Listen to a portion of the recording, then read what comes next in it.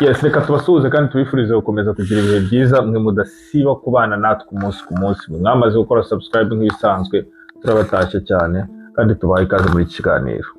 Namwe mwese mutarayikora namwe turabatahije cyane cyane abayikoze ariko namwe mutarayikora mu kibitekerezaho turabatahije ati namwe nimukore subscribe abantu. Subscribe. Nta kintu bitwaye. Kandi tunababwira ko ubwo waramutse badakoze subscribe muri uyu mwanya bashobora kutazongera kutubona. Byaba ari ikibazo. Ikiganiro kiguhingutse kora subscribe. Niba waduhaye love igihe na hariya hepfo kora subscribe nta kintu bitwaye. Nge rero ni intambara kakiziritse ku muhoro kamwe kandi gashirwa kawuciye. Ego kagati umanika wicaye wajya ugahaguruka wajya ukamanura ugahaguruka. Ariko uri kuvugishwa n'agakiza.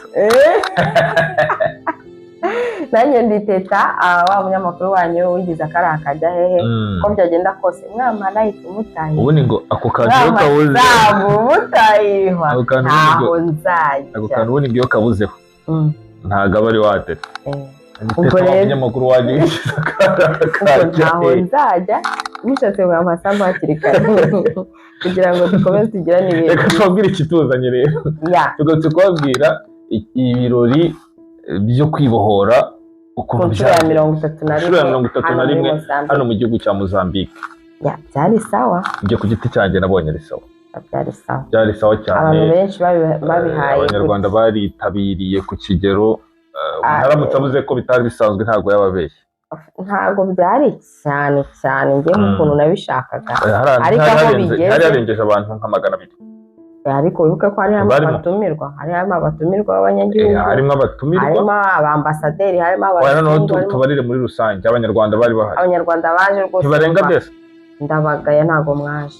Bari bakeya buriya. Ntago bari bake ariko abanyarwanda hano turenga nk'ibihumbi nka 5. Ariko ntago byamamajwe n'ibintu tutamenye kandi ntago byabaye ku munsi nyirizina wo kwibohora. Yego.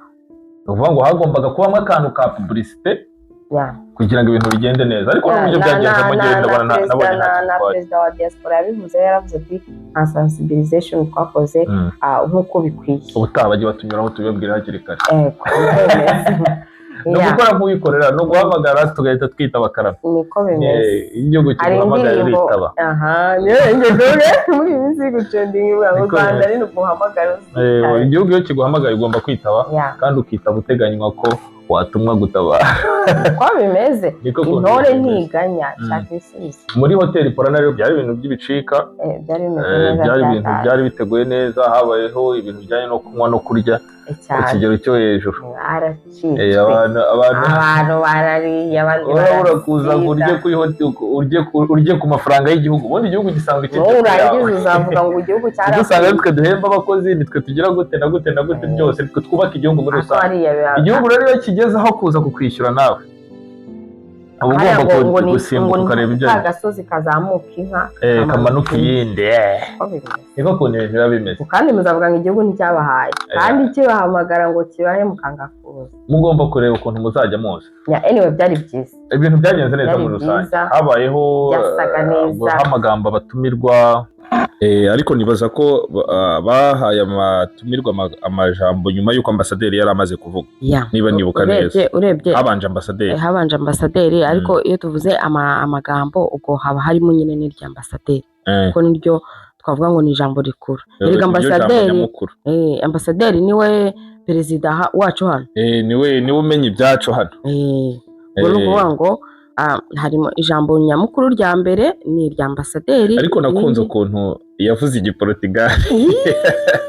Igiportugali kabisa. Bashobora kuba bari bakimwandikiye nka kuri abandi ku rurimi ariko mu buryo busomeka bw'ikinyarwanda ku buryo umuntu ashobora gusoma ibyanditse. Ntako atagize rwose. Kuko narakinyorosheje. Nk'umuntu utaramenya kukivuga neza nk'ibi byacu tuba twamaze igihe. Ntako atagize kabisa. Genda arabikunze. Ni ukuri nanjye narabikunze. Urwego rw'imisomo bintu bigaragaza agaciro ubuhaye ururimi rw'igihugu urimo. Uriya n'abanyagihugu bari hariya barishimye. Bavuga ari kuvuga ururimi rwacu. Nikavuze ukuntu baba bari nko kongorerana. Yaje bavuye hariya bagenda bakavuga yanavuze igiportugais ati yavuze igiportugais noneho bibaze ko bibashimisha ari twebwe turi kukivuga akajya bati ngura muntu azi kuvuga ururimi rwacu neza ibaze rero umuyobozi w'igihugu akajya avuga ati wowe umaze kuba umushangazi ati wowe usigaye ukivuga neza noneho tekereza yari umuntu nk'uriya nyine ukomeye w'umuyobozi mu ijambo rye nakunze ukuntu yahuje impande zombi yego avuga ukuntu nyine u Rwanda na Mozambique bafite ubucuti buri hejuru bukomeye ku kigero cyo hejuru yifashisha ingabo z'u Rwanda zaje muri Cabo Delgado gufasha kino gihugu yego avuga ati ibyo byose tubikorera ku bw'ubucuti dufitanye yego ahereza ikaze no kwisanzura abashyitsi bandi b'abatumirwa bari batumiwe muri yego yego ndumva ariho yahise aho ikaze uriya wari woherejwe na perezida Daniel Chapo w'iki gihugu uriya ngo ni minisitiri w'ubuhinzi n'ubworozi wa agriculture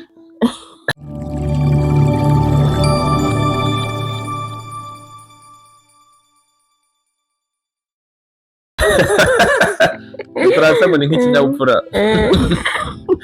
ngo ntawe ukiga akuze igiti kigororwa kikiri gito igiti kiga umwana yiga akiri muto igiti kigororwa kikiri ubundi ngo iyo kigorora yari cyarakuze kiravunika niko abanyarwanda bavugaga igiti kigororwa kikiri gito wakigorora gikuze kikavunika igufa rikavunika mbere y'uko rero tujya ku ijambo rya minisitiri w'ubuhinzi n'ubworozi wari woherejwe na perezida Chapo wa hano wa Repubulika ya Mozambique aha twabanze twababwira ukuntu nyine ambasaderi wacu w'igihugu cy'u Rwanda yakomeje kugenda basobanura ibijyanye n'umunsi wo kwibohora ntabwo ndi buvuge ijambo ku rindi ariko bimwe mu byo yabasobanuriye ni ukuntu icyatumye habaho umunsi wo kwibohora mbere y'uko kwibohora kubaho uko byagenze ibijyanye n'ingabo z'u Rwanda nyine uko byagenze kugira ngo habeho uwo munsi wo kwibohora n'ibyabayeho mbere yawo yabasobanuriye muri rusange ibyo kwibohora urugamba rwo kwibohora urugamba rwo kwibohora bivuze neza uko rwagenze na nyuma yaho ibyo bagiye bageraho mu kwibohora bigaragaza ko kwibohora kwabayeho harimo n'ubushuti bw'u Rwanda n'igihugu cya Mozambique nabyo biri mu bintu nyine bigaragara ko habayeho kwibohora cyangwa se kubohoka kubera ko iyo ubohotse wagura imbago yifashishije muri rusange ingero z'uko byari bimeze mbere n'uko byari bimeze yego nuko nguko niko byagenze akomeza kugenda nyine yakira n'abandi n'ibindi bihugu byose kandi bishaka ubushuti nyine ku gihugu cy'u Rwanda ababwira ko amarembo afunguye ariko nanone agaruka ku rugamba bakurikiyeho nyuma yo kubohora igihugu n'abaturage bacyo avuga ukuntu hariho ideoloji ya jenoside avuga ukuntu habaye intambara yo kumvisha abantu ukuntu iyo ideoloji ari mbi bagarukaho ukuntu nyine habayeho no kwagura ekonomi y'igihugu hagarukaho ukuntu habayeho no gusana igihugu ibyo byose yagiye abigarukaho twebwe nk'abanyarwanda turabizi ko twebwe ibyacu tubizi kurusha abandi bantu gusa nyine habayeho kubasobanura ko bo batabizi habayeho kubasobanurira ibyerekeranye n'umunsi wo kwibohora uko waje na nyuma yaho cyane ko hari n'abanyarwanda bavukiye n'ahangaha nabo batabizi byari ngombwa ko abigarukaho yabigarutseho cyane abasobanura mbere yayo ukuntu mbere yo kwibohora ukuntu byari bimeze nyuma rero habayeho kubohoza hakabaho kwibohora kw'abaturage nabwo yagarutseho nyine ijambo ku rindi cyangwa se intambwe ku yindi ukuntu ibyo bintu byagiye bigerwaho ntabwo yabivuzeho byose kubera ko byari umwanya mutoya ariko urebye iminota nk'irindwi y'ijambo ryose cyangwa 8 byari ukubasobanurira ibyerekeranye n'umunsi wo kwibohora ubwo rero nyuma yaho nibwo yakiriye minisitiri w'ubuhinzi n'ubworozi wari watumwe na His Excellency Chapo Daniel ubwo ngubwo minisitiri w'ubuhinzi n'ubworozi nawe agenda agaruka ku nshuti b'u Rwanda na Mozambique muri rusange no gushima imyitwarire myiza y'abanyarwanda muri iki gihugu anashima n'ubufatanye bw'abanyarwanda nyine bari muri iki gihugu avuga yuko kandi avuga yuko bagikomeje gushima nyine kandi bashimira n'ingabo zaje kubohoza muri Cap Delgado. Urebye n'ibyo ngibyo nyuma yabyo ndumva aribwo hahise hajyaho umwanya wo kubyina kuvanga ibintu bijyanye n'umuco, habanje kurya, habanje kwiyakira. Ariko no muri uwo mwanya ibyo byose biri gukorwa, kwiyakira kwari gukomeje, abantu bari barimo baranywa, yenda kurya nibyo byari bitaraza mu majambo. Kurya byari bitaraza, ariko ayo majambo yose kunywa byatangiranye n'ibirori rwose, kandi buri wese anywa muri hoteli ihenze ishobora kuba nk'inyenyeri 5 hano, Serena n'izinyenyeri 5. Porana ni kufatanya nyine bwa Porana na Serena, ni inyenyeri 5 rero urumva, kandi buri wese ari gusoma ikintu abashije, amavinyo yarahari, amawhisky byose, banywa byeri, amazi sanzwe n'amazi byose n'amaji, ari nabone ndi kubona bari kunywa cocktail ukuntu harimo cocktail rwose, ibintu bijyanye n'umuteguro wanywa narya byari bihagaze neza cyane. Igihekane icyatondaguwe neza, Abanyarwanda turakizihiza nako turacyitondera cyane. Ikintu cyantangaje harimo n'abasinze, hari agatipe rero k'akanya Ethiopia ngo nako gakora muri ambasade ya Ethiopia niba ntibere, uriya aramenyerewe, ariko kararihamya, karanywa inzoga ukabona ko karigiriye nabi kabisa. Iyo birangiye buriya nuko batashyizeho umuziki nyuma nyine amasaha yahise yirukanka kubera ko twari twanatangiye dutinze, ariko ubundi iyo bashyiraho umuziki uri no kuwumanuka ukajya ngo ari gukorera amafaranga, rero ukuntu ubona isuti yakagiyemo nyine kaberwa ariko karaberwa rwose, ariko wakabonye kasize none ubona ari akantu kari aho ngaho kabisa, ubona kari aho n'umuntu erega yabonye akazi keza mu myaka mito. Ikibazo cyo kugira amafaranga ukiri muto ndamusuhuje cyane Jacques,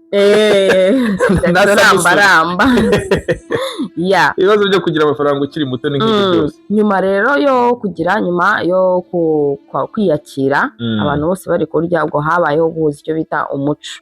Imbere yaho Rwanda zaje zihamirizanya n'iza hano, iza hano Marabenta sinzi nayo niba twayita intore, ni Marabenta yabo, ni Marabenta nyine imbyino zabo bayivanze, imbyino traditionnel bazivanze n'imbyino z'iwacu.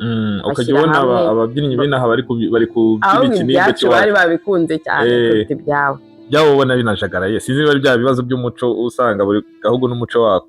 Ntabwo byagenda kose, buri muco w'igihugu tugomba kuwubahiriza uko umeze. Buri gihugu kigira umuco wacyo, kandi ukawubahiriza uko umeze. Ariko nibyo kabisa, wabonaga bakunze ibintu byacu. Nyuma y'ibyo ngibyo rero byo kuvanga umuco no kurya no kunywa n'amajambo, habayeho kwifotoza kw'abayobozi. Nanjye Ambasaderi namukuyeho ifoto, abantu dukorana tuba bya hafi, abaperezida, abambasaderi mbe nka wa mugabo wigeze babwira perezida ati nyakubahwa perezida wa repubulika, twebwe abaperezida ntabwo biba byoroshye, biratuvuna cyane. None muzehe nawe ati harya nyibutsa uri perezida, nyakubahwa perezida wa repubulika ni perezida w'abanyonzi. Nawe rero ba ambasaderi mwembi mwarahuye, ba ambasaderi twembi twarahuye. Harya uri ambasaderi w'iki? W'abantu nagarakimenya abantu ba nta kigenda, ambasaderi w'abantu ba nta kigenda. Muri ubwo nta kigenda bwanyura, akazi kaba ari kenshi, akazi kaba ari kenshi cyane, muravunika cyane, biratuvuna. Ariko twaboneyeho umwanya wo kwifotoza nk'abambasaderi. Nuko nicaranye na Samusuri, noneho bari kwifotoza bari abibirokoroko, hari abantu bafite ibintu binagana, hari abantu bari bafite ibintu binagana ku ntugu, ukajya ubona birakanganye. Noneho Samusuri arambwira nkuwanterura ngo niyo byaba ari ibyamaje, bakantereka hariya n'uburyo ntagaragara ariko kamera yonyine ikambona, noneho ngo ifoto bakayikubita igahita isohoka, ngo nagenda ngo nkayimprima mu buryo bungana n'ikibambazi cy'inzu. Noneho ngo abashyitsi bajya bamusura ngakinyuza kuri ya foto imbere, kugira ngo abantu barebe ukuntu ibintu bimeze. Ngo wamubaza akakubwira ati igihugu twagikoreye kuva kera, igihugu twaragikoreye, aba na bamwe mu bo twagiye dukorana mu myaka yashize, twahuriraga ku rugamba. Samusuri turagusuje, Samusuri komera cyane, komera. Habayeho kwifotoza rero abantu b'intugu ziremereye, habaho no kwifotozanya n'abandi bashyitsi bose bari bahari, habaho no kwifotoza kw'abayobozi ba diaspora nyarwanda bahurira hamwe mu ifoto bose, abayobozi bose bari bahari babasha guhurira hamwe mu ifoto bose barifotozanya nyuma y'ibyo ngibyo rero niho buri wese yagiye yegera uwo ashaka. Ariko Teta, mbere yuko tujya kure hari akandi kantu twasimbutse tutigeze tuvugaho. Agira inkuru hari ukuntu nyuma y'ibirori, nyuma y'amajambo, abantu bagiye gutangira kwiyakira cyangwa se barimo baniyakira, uyu minisita yego uyu wa Mozambique yarahagurutse we na ambasaderi agenda mu presenta abashyitsi bazananye na minisita. Yego sha buri meza ni meza iriho umuntu, uretse ko nta n'umuntu wenda uciriritse wari uhari cyangwa nta n'umuntu uciriritse ubaho, ariko buri meza yose yari hari kubera ko bari bagiye bakora ameza y'ibizeru, abantu ahari buri meza ntabwo bicaye nk'ako kundi tujya twicara iyo twagiye kwibuka ya systeme yo mu rusengero, bicaye ya systeme yo muri reception mu bintu by'amakwe. Buri meza yari iriho abantu runaka, buri meza yagiye ayigeraho, yamekinze shuwa ko buri meza yose bayigezeho, agasuza abantu, akamupresenta abantu bariho.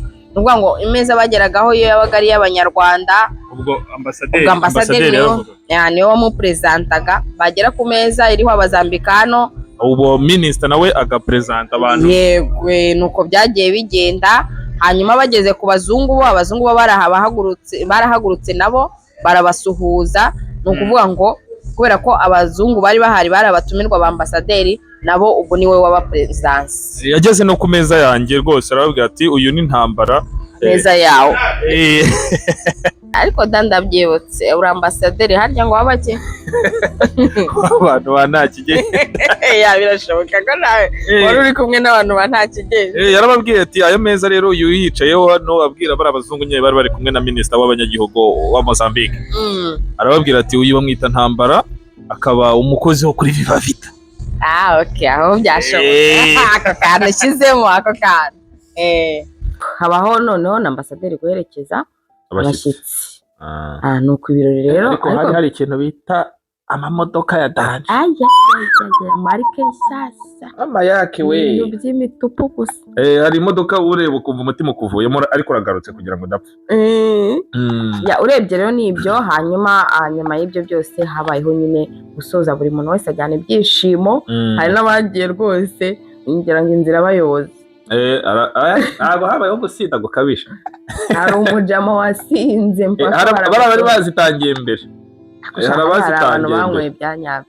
Ariko ikijyanye na ekonomi nanone y'igihugu ntabwo haba harimo gusesagura. Hari aho byageze, ariko hari igihe bigera mu mubiri w'umuntu. Mu mubiri w'umuntu hari igihe inzoga zigeramo zigahindura nyine ibitekerezo cyangwa imyitwarire y'umuntu, atari nuko yanyweye cyane, ahubwo ko umubiri utazibasha. Cyane ko bari bananyweye inzoga zikomeye. Ziriya nzoga zikomeye hari ukuntu zibasha abantu batazimenyereye. Wagasoma kakahita kajya mu ino rirerire kakarikurura kajya karikura. Ari gakurura ubwongo. Niko bimeze kabisa. Ibirori rero byarangiye mu masaha akuzemo gatoya nka saa 3 gutyo. Ndumva bamwe mu bantu ba nyuma barahagurutse nka saa 3 muri ayo masaha gutyo. Ubwo rero babisoza mu masaa 3 natwe dusoreje natwe dusoreje aho kabisa. Tubashimire rero mwabanye natwe muri kiganiro cy'uyu munsi. Tubashimira umwanya wanyu mwaduhaye kabisa. Imana ibishimire cyane. Ibaho umugisha tubibutsa gukora subscribe ku batarayikora. Ako ntitujye tubisubiramo cyane mukagira ngo ni ibintu bya danje. Kada n'urukundo tubikundira, dushaka no kugira amakuru tubahereza nta ibyo abageraho abagereho niko bimeze. Urebye niyo mpamvu yabyo nyamukuru. Ikintu cya mbere kirenze ibindi ni urukundo twakunda. Rwa kimeza. Turabashimiye cyane. Turabashimiye rero mugire ibihe byiza. Navuga ngo ciao ciao. Hari ikindi warenza hora? Ciao ciao. Imiryango yanyu Imana irinde namwe barinde. Kandi tubabwira ngo mukomeze mwirinde. Mu minsi yashize mwabonye ko bishe ibisambo 8. Na hano mu mazone tugenda twumva n'ibindi ibikorwa by'ubujura birakomeje, so mwirinde. No kwirinda. Nanjye mvuga nti Imana ihaze kwifuza kwanyu. Naho ubutaha. Ciao. Ciao ciao.